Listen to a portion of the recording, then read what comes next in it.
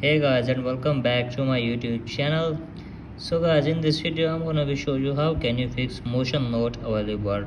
So guys, if you are trying to set a live wallpaper and you are facing a problem that motion is not available, so guys, how can you fix it? So guys, let's start our video without wasting any time.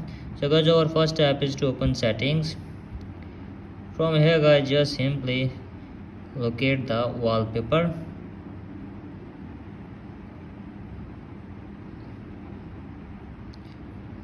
Sorry guys. And from here guys, just simply tap on add new wallpaper. And from here guys, just simply tap on live photos, tap on all.